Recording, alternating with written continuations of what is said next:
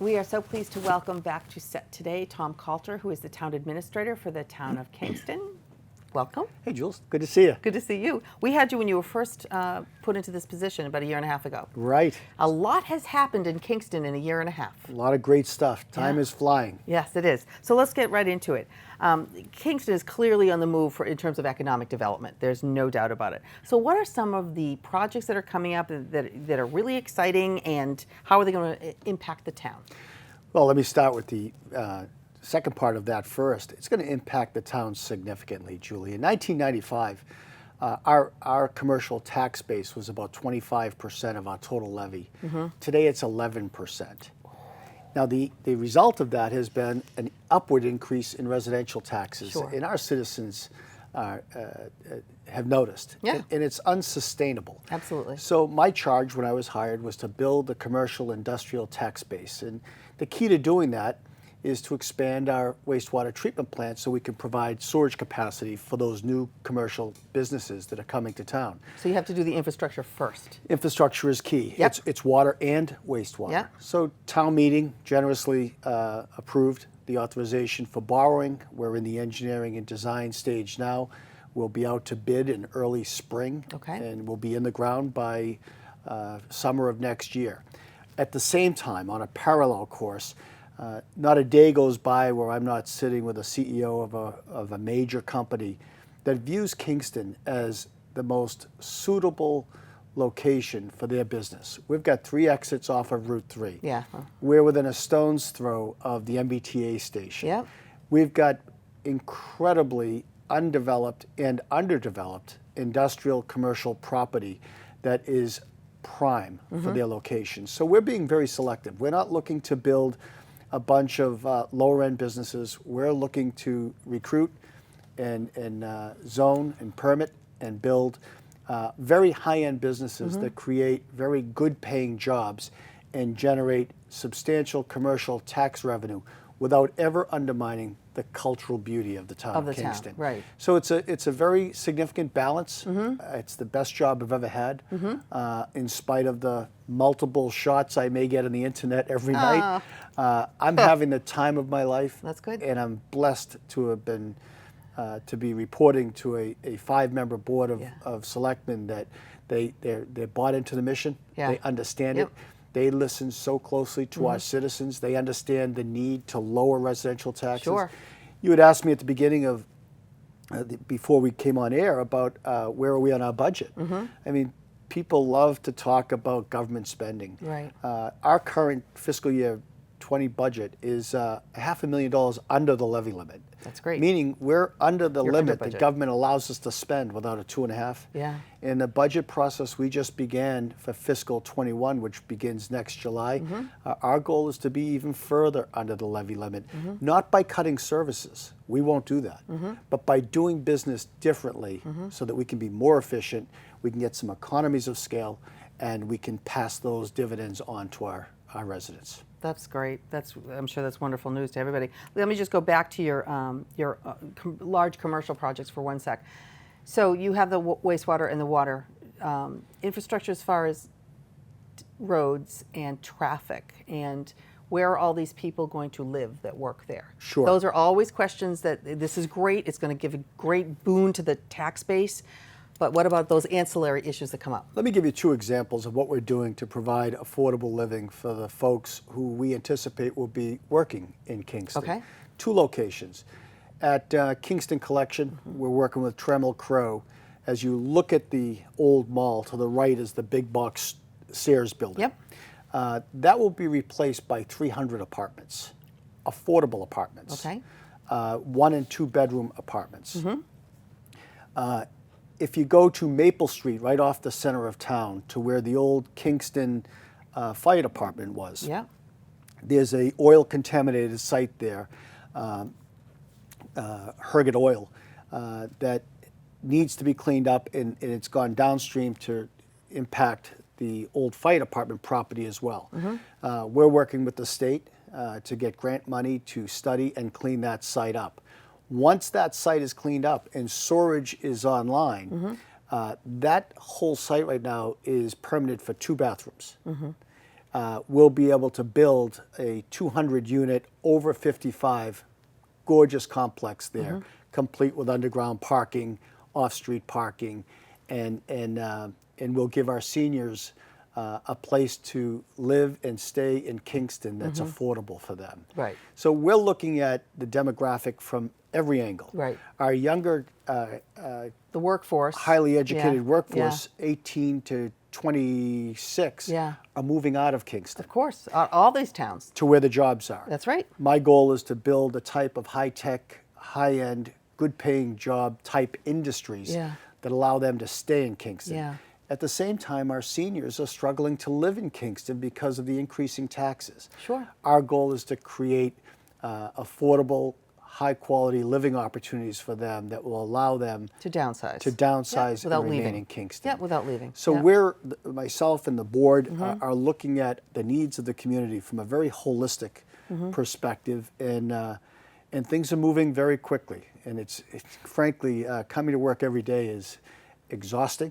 There's something and- every day, something but new. very exciting. Yeah. Now, do any of these projects have, what is the permitting process for a large, huge company? Okay, we want to come in, we're going to build this massive building and we're going to have 500 employees, and who has to sign off on this? Eventually, Kingston Town Meeting. Okay. And so when Trammell Crow wanted to build the 300 units, we had to have a zoning overlay district created, brought it to town meeting, shared with them the overall plan, the overall vision, and town meeting overwhelmingly supported it. Right.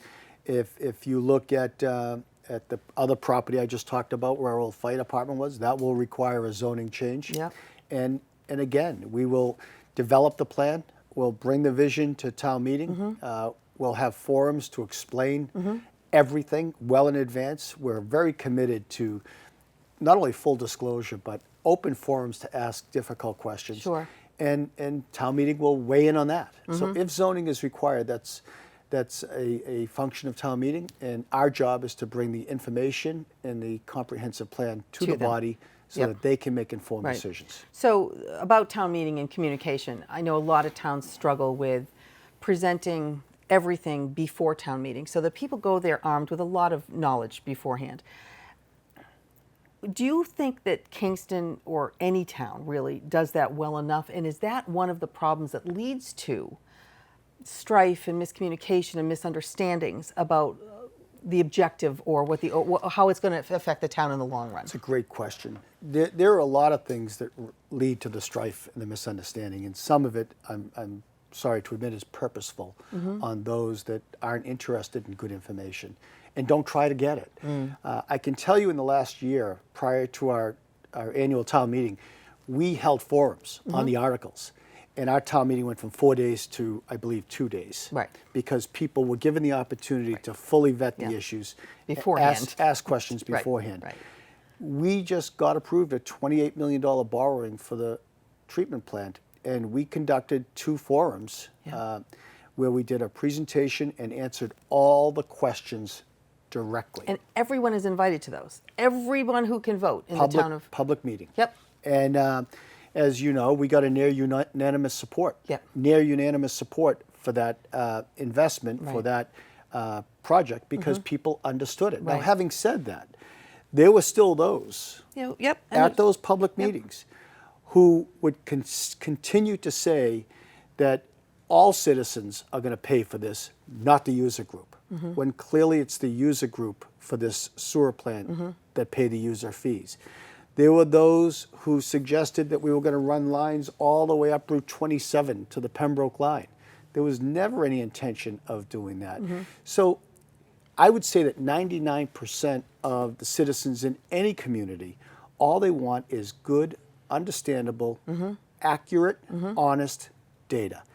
And this board and this town administrator are absolutely committed to taking every action necessary to give them all To of do that. that, yeah. Then there's 1% that Yeah, it doesn't matter what information Yeah. you give them, they are going to say something very different to create the type of unrest that I guess marks our nation right now. It's not just our town, it's every town. Well, and what I found really interesting in interviewing people all through these years is that everyone always has a different place from which they come. And you have to respect their right to have that. This is how I view this, and I have a right to view it this way. But you're right in that if the majority of the town, if 97% of the people see things that, yeah, you know what, this makes more sense, then clearly that's our democratic, that's the way we run, and that's the process. If people have good information and they vote against the project, man, nobody should begrudge them that. Absolutely, That's because the their project right. had something wrong. That's right. Right. But Senator Patrick Moynihan once said that people are entitled to their own opinions, but they're not entitled to their own facts. And unfortunately, again, across America, we're dealing with people that have alternative facts, and they're not entitled to alternative facts. Facts are friendly. There's no good facts, there's no bad facts. Facts are facts. There are just facts. Right. And what our society is dealing with right now is a concerted effort on behalf of some to spew misinformation. And the only way we deal with that is we invite people to come in unannounced at any time for any reason and ask for information, and they'll get it. They don't even need to go through a public records request. Listen, we work for the citizens of Kingston. Exactly. We pay their bill. Yep. If they pay our bill, I'm sorry, our salary. Right. If there's something they need, we're more than happy to give it to them. Yep. And if there's a complicated issue, we will break it down into its simplest parts. That's our job. What have you learned by doing forums about the people of Kingston, or about the way you do forums? What have you learned? I've learned that the people of Kingston, just like as I represented the 12th Plymouth District, there were 6 towns, they're very bright. Don't ever underestimate them. And when they understand the information, when they validate that information and find it to be true, they make very, very good decisions and very informed decisions.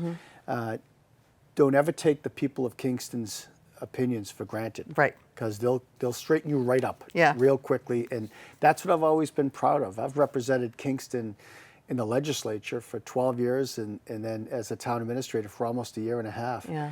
Every day I marvel at the capacity of our citizens to understand and to sort out complex information. Yep.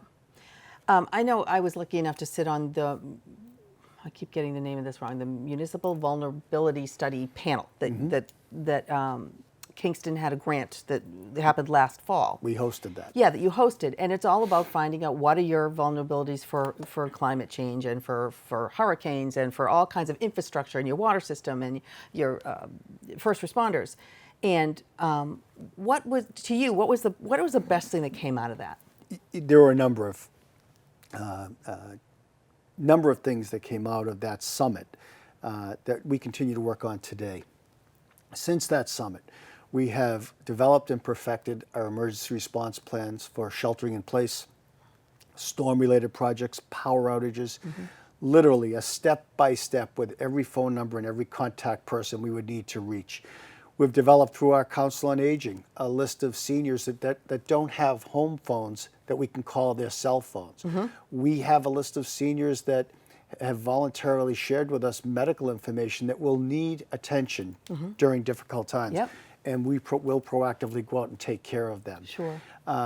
We've developed ALICE training for intruders at Town Hall. We have twice a month management training to prepare for the unforeseen and the unforeseen conditions that we're responsible for planning for and developing an action item for. Yep. I think if there's one word that could characterize Kingston in the past year, it's training.